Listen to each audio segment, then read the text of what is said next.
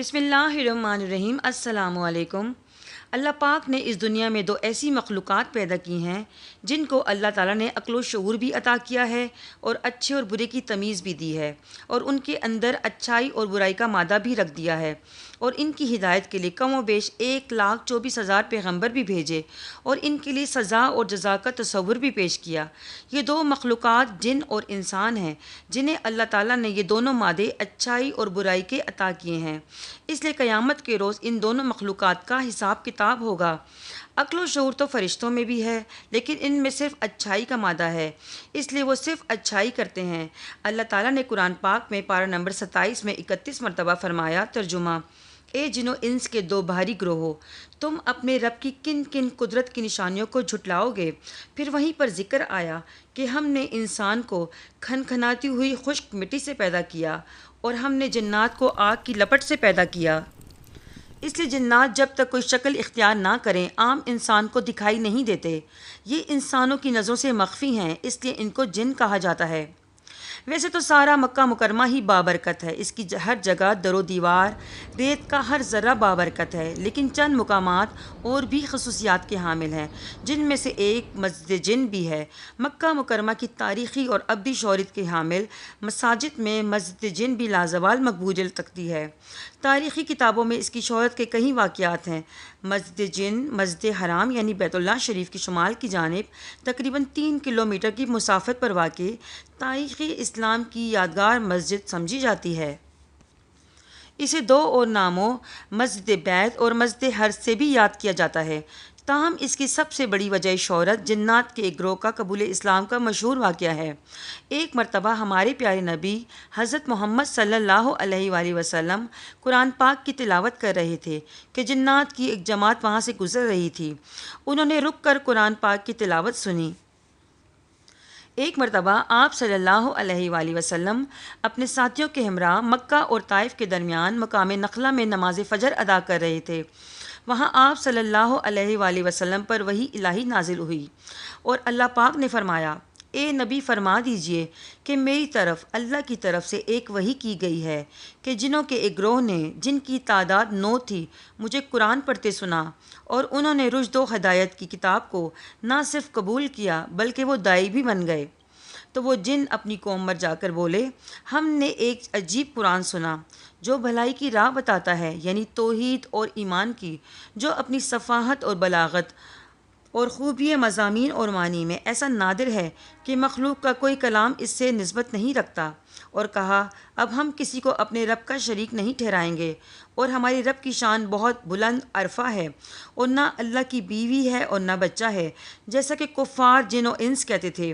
جھوٹ بولتے تھے وہ لوگ، اللہ پاک کی بے ادبی کرتے تھے، اور ہمیں اس بات کا اندازہ ہی نہیں تھا کہ یہ اللہ پر جھوٹ باندھیں گے، یہاں تک کہ قرآن کریم کی ہدایت سے ہمیں ان کا جھوٹ اور بہتان صاف ظاہر ہو گیا، اور اس کلام کی برکت سے یہ راز ہم پر کھل گیا، اور ہم ان کی جھوٹی باتوں کو سچ سمجھتے تھے جو کچھ ہمارے بڑے سردار ان کے بارے میں کہتے تھے۔ اس واقعے کا ذکر قرآن پاک کی سورت سورہ جن میں موجود ہے، ساتھ ہی ساتھ اس سورت میں جنات کی گفتگو اللہ نے نقل کی ہے۔ نبی کریم صلی اللہ علیہ وآلہ وسلم کی بعثت سے پہلے جنات پرواز کر کے آسمانوں کے کناروں تک پہنچ جاتے تھے، اور فرشتوں کی باتیں چپ کر سنا کرتے تھے، اور فرشتے ایک دوسرے کو اللہ کے دیے ہوئے کام بتاتے تھے کہ آج میں نے یہ کرنا ہے۔ جنات یہ سنتے تھے اور آ کر دنیا کے کاہنوں اور جادوگروں کو بتا دیتے تھے، لیکن آپ صلی اللہ علیہ وآلہ وسلم کی بعثت کے بعد جنات نے جب اہل آسمان کا کلام سننے کے لیے آسمانی دنیا پر جانا چاہا تو فرشتوں کے پہرے لگے ہوئے تھے، اور آسمان کو آگ کی چنگاریوں سے بھر دیا گیا تھا۔ کوئی بھی جن جاتا تو اس پر آگ کے شعلے برسائے جاتے تھے، ان کو آگ کے گولوں سے مارا جاتا۔ لہٰذا جنات نے آپس میں کہا کہ اس کی کوئی خاص وجہ ضرور ہے، کوئی نئی بات ضرور وجود میں آئی ہے۔ ہمیں یہ نہیں معلوم کہ ہماری اس بندش اور روک سے اللہ تعالیٰ نے زمین والوں سے کوئی برائی کا ارادہ فرمایا ہے، یا ان کے رب نے کوئی بھلائی چاہی ہے۔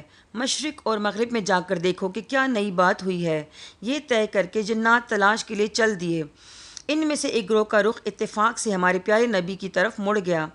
آپ صلی اللہ علیہ وآلہ وسلم اس وقت تلاوت قرآن پاک فرما رہے تھے۔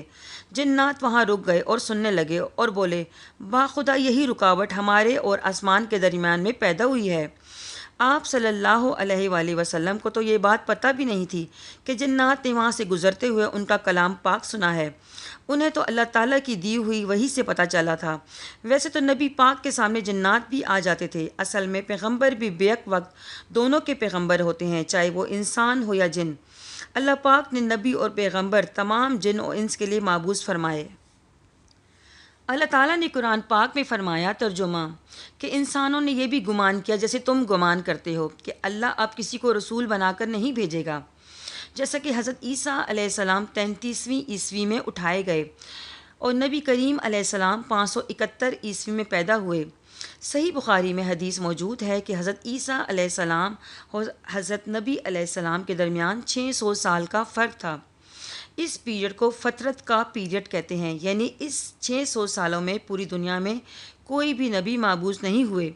سورہ معاہدہ میں بھی اس کا ذکر موجود ہے کہ ایک فترت کے پیریڈ کے بعد ہمارے پیغمبر آخر الزماں حضرت محمد آ گئے ہیں۔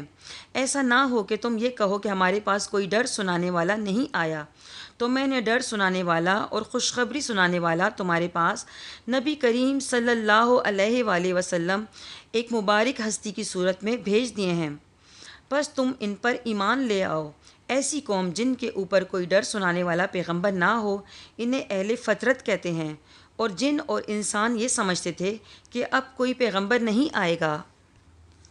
سورہ جن آیت نمبر 8 میں اللہ پاک نے فرمایا ترجمہ اور یہ کہ ہم نے آسمان کو ٹٹولا تو اسے پایا کہ سخت پہرے اور آگ کی چنگاریوں سے بھر دیا گیا ہے، اور یہ کہ ہم پہلے آسمانوں میں فرشتوں کی باتیں سننے کے لیے کچھ موقعوں پر بیٹھا کرتے تھے، اور اب ہم نے یہ قرآن سنا تو ہمیں پتہ چلا کہ کچھ عرصے سے جب ہم آسمان کی طرف جاتے ہیں تو آسمان پر سخت ترین پہرے لگے ہوتے ہیں فرشتوں کے، جو ہمیں اوپر جانے نہیں دیتے، فرشتوں کی باتیں سننے نہیں دیتے، اور اللہ کی طرف سے ہم پر شہاب ثاقب گرنا شروع ہو جاتے ہیں، کیونکہ جب دنیا میں کوئی پیغمبر آئے ہوتے ہیں تو اللہ تعالیٰ پیغمبر کی حفاظت فرماتا ہے تاکہ پیغمبر کے ہوتے ہوئے کوئی غلط باتیں مشہور نہ ہو جائیں، اور اب یہ قیامت تک کے لیے پیرا ہے اور آسمانوں پر جانا بین ہو گیا ہے۔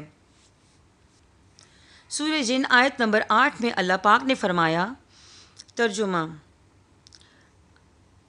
اب ہمیں پتہ چلا کہ یہ جو پیغمبر حضرت محمد صلی اللہ علیہ وآلہ وسلم دنیا میں تشریف لائے ہیں، یہ اسپیشل پروٹیکشن ان کے لیے ہے، اور یہ کہ ہم میں نیک بھی ہیں اور برے بھی، اور ہم کہیں راستوں پر گامزن ہیں، اور یہ کہ اب ہمیں یقین ہو گیا کہ ہم زمین میں اللہ کو عاجز نہیں کر سکتے، اور نہ ہم اللہ تعالیٰ سے بھاگ کر کہیں جا سکتے ہیں۔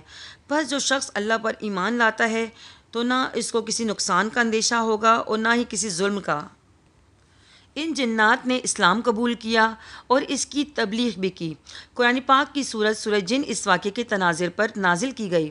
بعد ازاں اسی مناسبت سے اسی جگہ جہاں پر یہ واقعہ پیش آیا وہاں ایک وسیع و عریض مسجد تعمیر کی گئی جسے مسجد جن کا نام دیا گیا۔